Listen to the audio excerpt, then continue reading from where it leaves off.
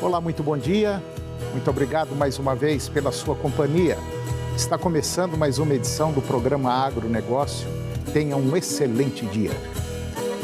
E no programa de hoje nós vamos falar da variedade de soja BRS 8383 IPRO, que foi desenvolvida pela Embrapa, indicada para a região do Mato Piba.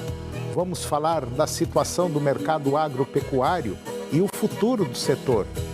Você vai ver como anda a entrada de fertilizantes pelo Porto de Paranaguá.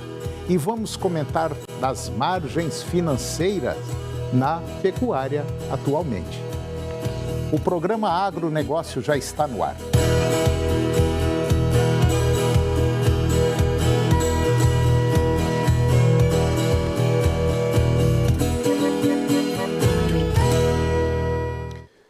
Eu começo o programa de hoje falando de uma variedade de soja resistente às condições de seca e elevadas temperaturas.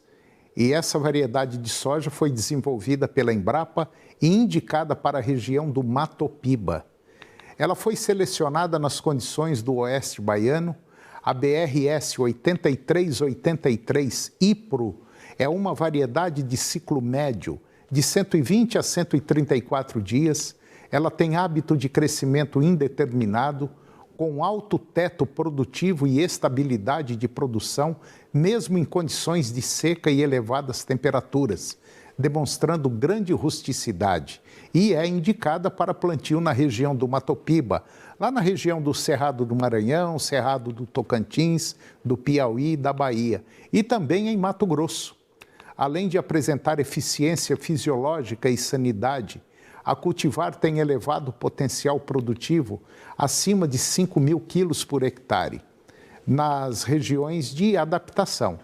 Um outro importante diferencial é a resistência ao nematóide da galha, conhecido como o Meloidoine incógnita.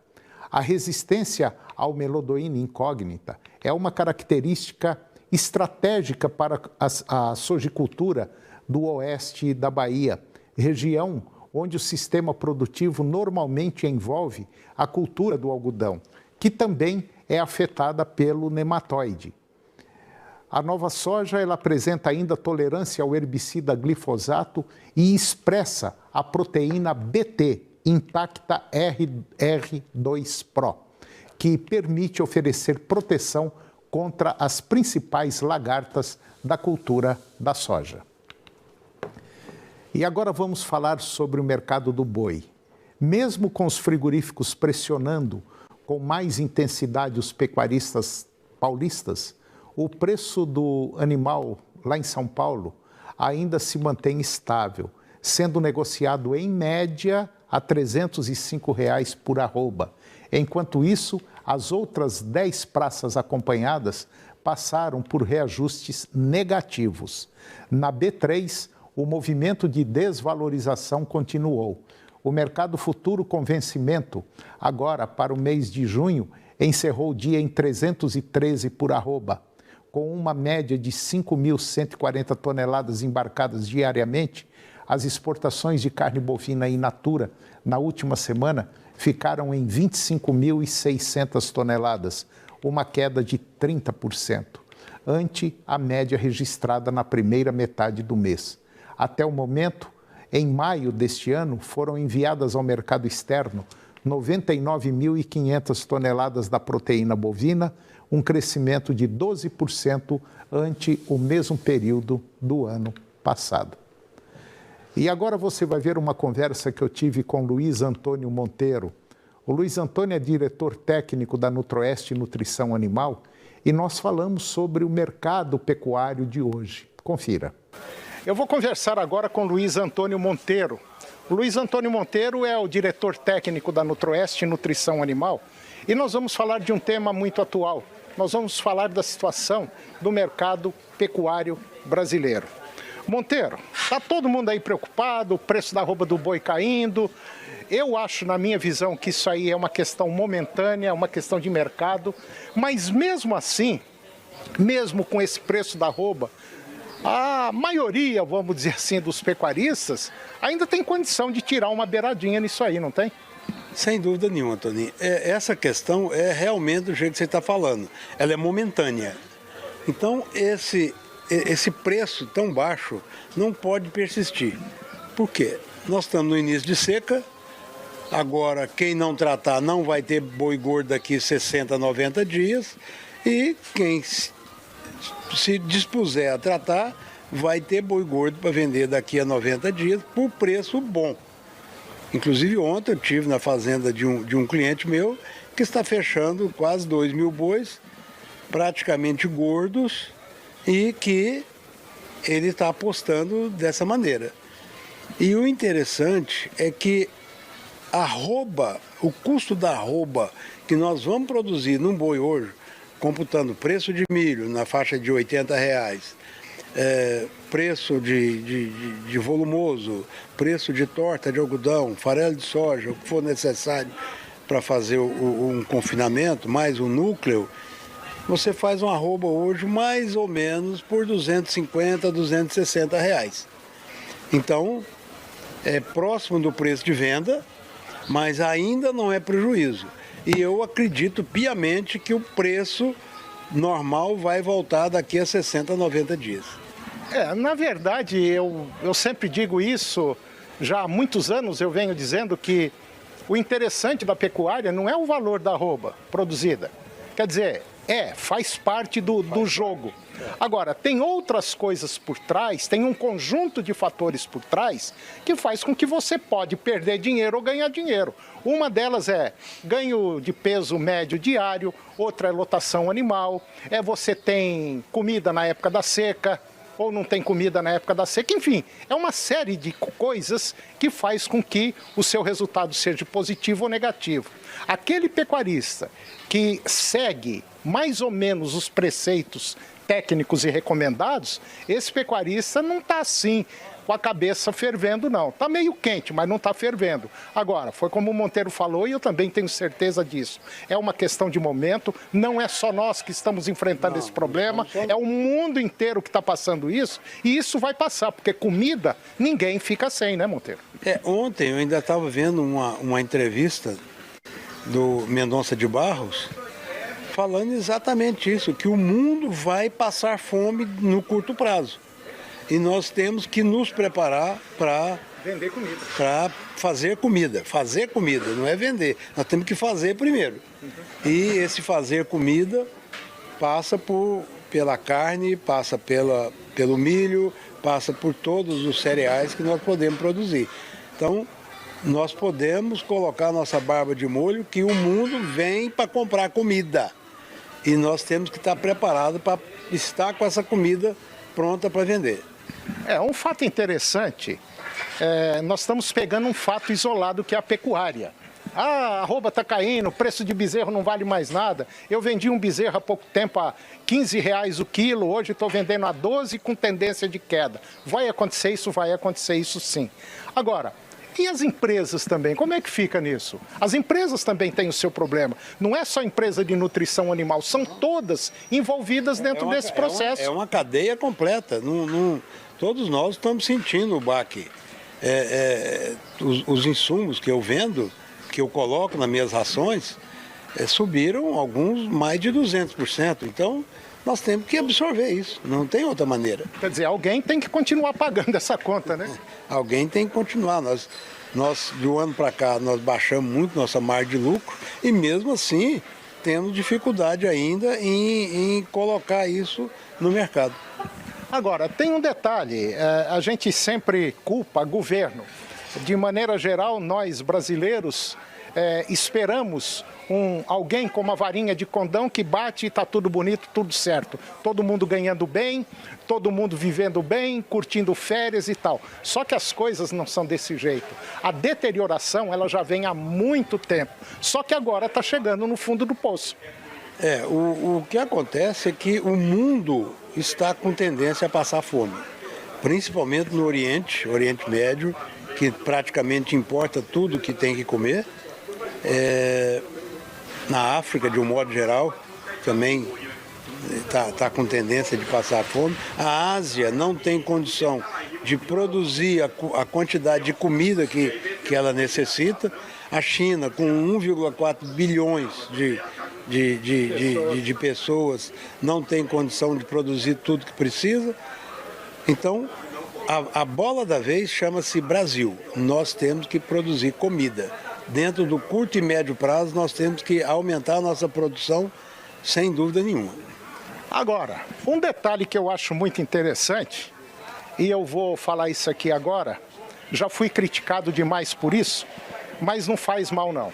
Eu acho que nós vivemos no melhor país do planeta, onde nós temos tudo. Sem dúvida. Tem água, tem luz, tem gente, tem espaço. Só que está faltando um detalhe importante, está faltando brasileiro no nosso país. Nós precisamos de um grupo político, não um grupo como nós temos hoje. Eu estou falando isso no geral, apesar que nós temos gente muito boa, mas é muito pouco, é um universo muito pouco de políticos bons que pensam realmente no Brasil. Agora, quem tem que mudar isso tudo sou eu, ele e você que está nos acompanhando, né, Monteiro? Sem dúvida nenhuma. Nós temos que ser responsáveis conosco mesmo. Porque se nós não formos, alguém vai tomar nossa mamadeira. Alguém toma nossa mamadeira, sem dúvida nenhuma. Bom, a situação da pecuária vai continuar do jeito que está por um bom tempo.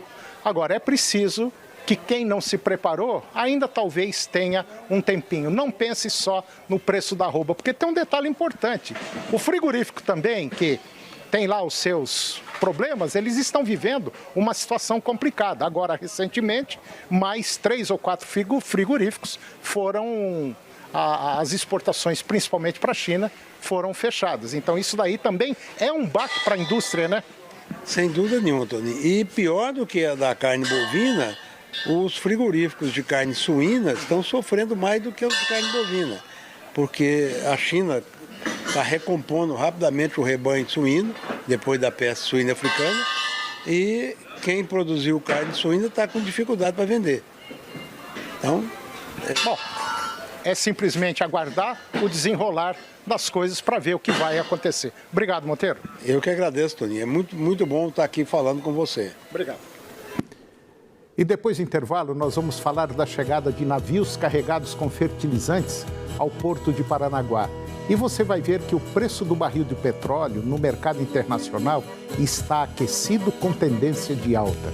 E vamos falar sobre como obter margens na pecuária atualmente. Nós voltamos já em um minuto só.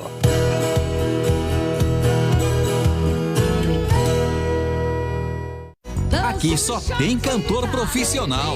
No final, vai restar apenas um cantor que será o melhor da noite, que vai levar para casa R$10 mil. Hoje, 11 da noite, no programa do Ratinho. Profissional de saúde. Se você atua através de uma cooperativa, mas trabalha de forma subordinada, não tem autonomia, não participa das decisões internas da cooperativa, fique atento. Isso é uma fraude. Cooperativa fake. Denuncie. Ministério Público do Trabalho em Goiás e FSST-GO. Tem gente que usa o fogo para limpar lote, uma pastagem, uma plantação, que não se importa em jogar um cigarro, uma lata próxima à rodovia. Mas não é só o lixo que some, é a mata, os animais. Quando o fogo aparece, a vida some. Denuncie queimadas. Quem sabe com quem se pode contar, a cada segunda parceria pra nunca acabar. Dá pra fazer de tudo, o trabalho não pode parar. Pra tudo que imaginar, tem parceria pra contar. Todo dia plantar e regar, todo dia tem que alimentar. Todo dia parceria pra inovar. Todo dia carga pra levar. Todo dia é dia de cuidar. Todo dia parceria pra realizar. Um país pra sustentar. O agro não pode parar. Fazer a economia girar. Pra parceria pra todo dia. O campo tempo não para e seu maior parceiro de todos os tempos também não. Nossa parceria é para todo dia. Banco do Brasil, para tudo que o agro imaginar.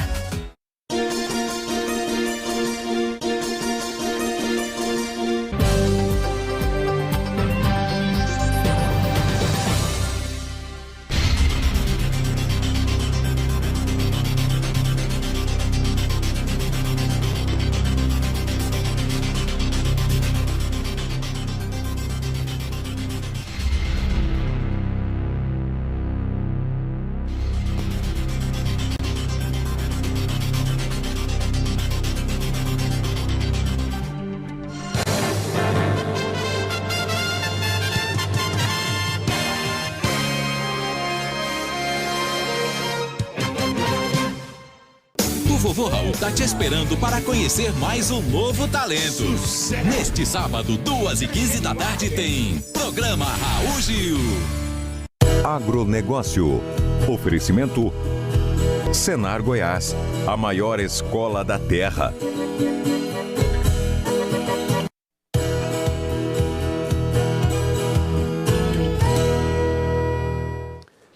Eu estou de volta ao programa e agora nós vamos falar da entrada de fertilizantes pelo Porto de Paranaguá. Principal porta de entrada de fertilizantes aqui no Brasil, o Porto de Paranaguá, no litoral do Paraná, tinha, na última sexta-feira, dia 27, 7 navios com insumos atracados e 16 aguardando para descarregar e 18 navios anunciados para os próximos 30 dias.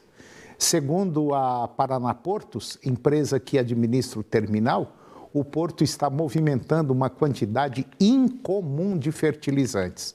E de acordo com dados da Camex, no primeiro quadrimestre deste ano, janeiro, fevereiro, março, abril, o terminal movimentou 3.600.000 toneladas de fertilizantes, o que representa um aumento de 14% em relação ao mesmo período de 2021. E com isso, toda a capacidade de armazenamento de 3.500.000 toneladas do porto já está em uso, dificultando o trabalho de descarga. A situação em Paranaguá é resultado de duas estratégias diferentes. Em uma ponta, os compradores decidiram e anteciparam a importação de fertilizantes com medo de faltar produto no mercado brasileiro, especialmente depois das sanções contra a Rússia e contra a Belarus, por conta da guerra da Ucrânia, mesmo sem espaço suficiente para armazenagem no país. O Brasil importa cerca de 85% dos fertilizantes que consome. Por outro lado, os produtores rurais estão adiando as compras do insumo, esperando preços melhores, especialmente no segundo semestre. E agora vamos falar do petróleo. Vamos comentar sobre o preço do barril de petróleo que está aquecido no mercado internacional. O barril de petróleo encostou em $120 na última segunda-feira, dia 30. A maior cotação dos últimos dias, ou melhor, a maior cotação dos 2 últimos meses, à medida que a União Europeia discute mais um pacote de sanções econômicas à Rússia, que pode incluir o banimento do óleo do país no bloco europeu. A União Europeia se reúne agora, esta semana, para debater o 6º pacote de sanções econômicas contra a Rússia, por conta da invasão na Ucrânia, ao passo que Moscou chama o evento de Operação Especial. Um embargo ao petróleo russo acentuaria o rally de alta da commodity, que já caminha de uma demanda crescente por gasolina, diesel e combustível de aeronaves, diante do pico de procura no verão dos Estados Unidos e da Europa. Investidores também levam em conta declarações de que o Irã, na última sexta-feira, dia 27, dando conta de que a sua marinha apreendeu 2 navios-tanque da Grécia que transportavam petróleo no Estreito de Hormuz, rota marítima responsável por 1/3 do petróleo mundial. E agora eu vou conversar com Carlos Eduardo Carvalho. O Carlos Eduardo, ele é agrônomo e sócio-diretor da Cooper Ideal. E nós vamos falar como obter margens positivas, né, frente à instabilidade de preços na pecuária. Carlos Eduardo, mais uma vez, bom dia, muito obrigado pela sua presença aqui. Você já é figurinha carimbada, né? Já tem entrada franca aqui no programa. E nós vamos falar de um tema seguinte: está dando para ganhar dinheiro ou não está dando para ganhar dinheiro com a pecuária? Eis a questão. Exatamente. Bom dia, Toninho, bom dia a todos. Obrigado pelo convite. De fato, a questão até um pouco contraditória, né? A gente sempre viu aí nesses últimos meses, ou os últimos 6, 7, 8 meses, o preço da arroba do boi gordo atingindo patamares interessantes, por mais que nos últimos 2 meses isso tenha aí diminuído em função de uma série de questões envolvidas com a safra em si, que nós temos aqui no país no final aí do período chuvoso, que deu uma cortadinha esse ano ali no mês de março, e intensificou a desova das fazendas para os frigoríficos, né? E aí entra muito a dificuldade que o produtor tem de olhar o passado para conseguir entender o presente e prospectar algo para o futuro. Por quê? Porque muitas vezes não se olha, não se vê os gráficos de arroba, de preço de arroba durante os anos e, por incrível que pareça, e por mais que tenha muita gente falando isso, o próprio Rogério Goulart é um que fala bastante sobre a questão do próprio ciclo pecuário, que inverteu nesses últimos períodos. Então, a gente está aí com uma dificuldade muito grande de conseguir obter margem mesmo em produtores que fazem o dever de casa. Aquelas pessoas que têm um planejamento, aqueles produtores que têm as anotações em dia do seu custo de produção, aqueles que se preparam para o período da seca, que trabalham com genética e assim por diante. Então, obter margem positiva hoje em dia não está fácil, não. Está difícil. Pois é. É um baita de um problema sério, porque eu fico imaginando o seguinte: aquele que traz tudo na ponta do lápis, que tem uma planilha, que tem comida agora na seca, que já está com seu animal ali numa situação mais ou menos razoável para ser abatida daqui mais uns 60, 90 dias, esse está tendo problema. E aquele que não faz nada, que compra, joga lá, bota um salzinho para as fêmeas, para os machos. É um negócio... Existe assim, até um certo entendimento, Toninho, com relação a essa questão de você verificar o porquê dessas pessoas trabalharem assim. Queira ou não queira, quando você não aplica tecnologia na fazenda, isso faz com que o seu custo de produção seja mais baixo, custo operacional, custo total ou custo operacional total aumenta, porque você tem um capital empatado dentro do negócio, não resta dúvida. Você tem cerca dentro da fazenda, você tem infraestrutura, você tem maquinário, você tem outras coisas que acabam impactando dentro do custo de produção. Porém, o operacional acaba sendo baixo. E aí ele não tem produtividade, mas o custo é baixo, ele não opta pelo risco. Mas é uma ilusão, né? Uma ilusão total, porque ele não cresce. Ele não cresce, ele podia ficar um ano com aquele animal no pasto e vendê-lo. Não, ele vai ficar 2. Exatamente, perfeito. Você atrapalha a qualidade da carne dentro do processo produtivo, você não imprime produtividade na sua fazenda para conseguir competir com a agricultura. Nós estávamos falando aqui antes do início do programa com relação a essa questão de ter pelo menos 5 a 6 UA na média, né, pelo menos do período da chuva, para você competir com as áreas de soja e milho, que são muito competitivas hoje em dia. Então, essas pessoas que não aplicam a tecnologia e não levam a conta na ponta do lápis, como você disse, eles estão ali numa certa comodidade. Porém, na hora que vem a bonança, quem ganha primeiro é aquele que manteve mesmo apertado nos períodos ruins, foi aquele que manteve ali uma certa, de maneira racional, obviamente, uma certa produtividade dentro da propriedade, enquanto o outro ainda vai ter que ligar o carro para botar a primeira marcha e sair andando, né? Eu tenho observado muito, e é claro, um paralelo muito chulo, mas eu acho que vale a pena. A gente fala, chega na época das águas, você tem que fazer tudo para produzir uma arroba mais barata. E é na época das águas que você produz uma arroba mais barata. Quer dizer, é a mesma coisa, você dá uma carreta. O que o carreteiro faz, o motorista de uma carreta? Ele procura ganhar velocidade na descida. Exatamente.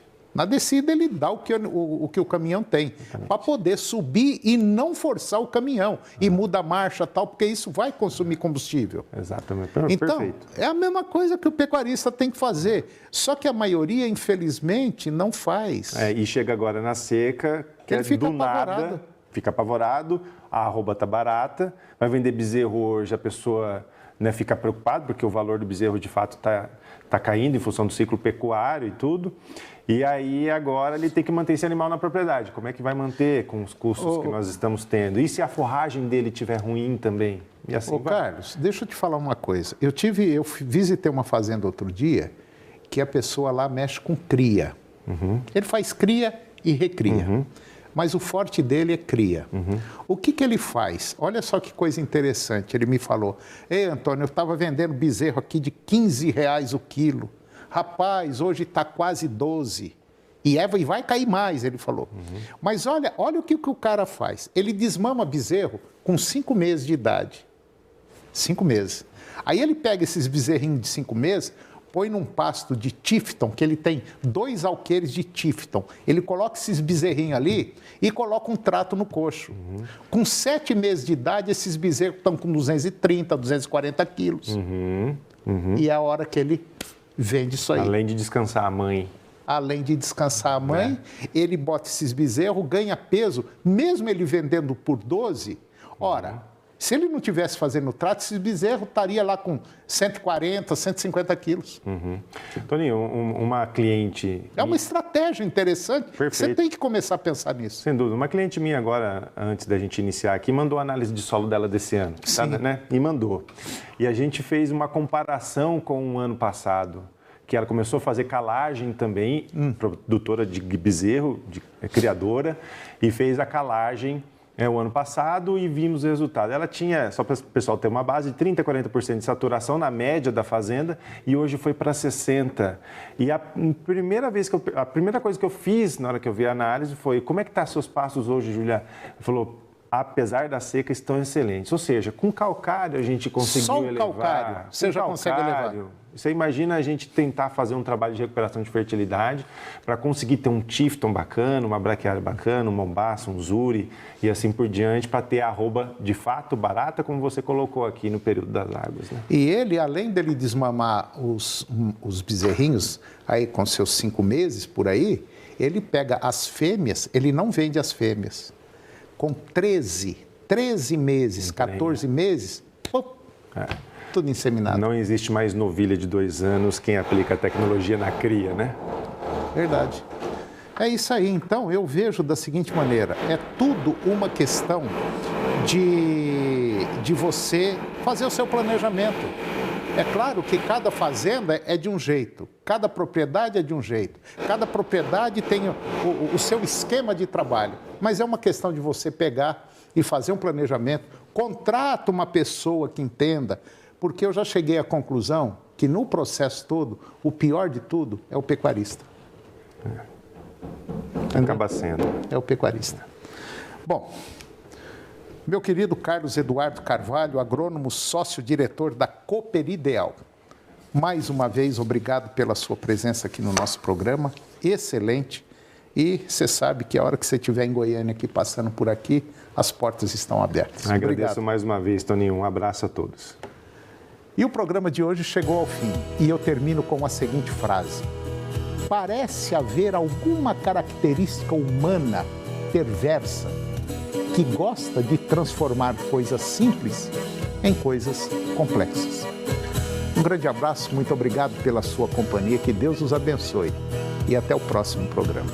TV Serra Dourada SBT Goiânia, o jornalismo a serviço da comunidade em todos os momentos. Hoje, a partir das 11h30 da manhã, no Jornal do Meio-Dia. A seguir, Primeiro Impacto Continuação.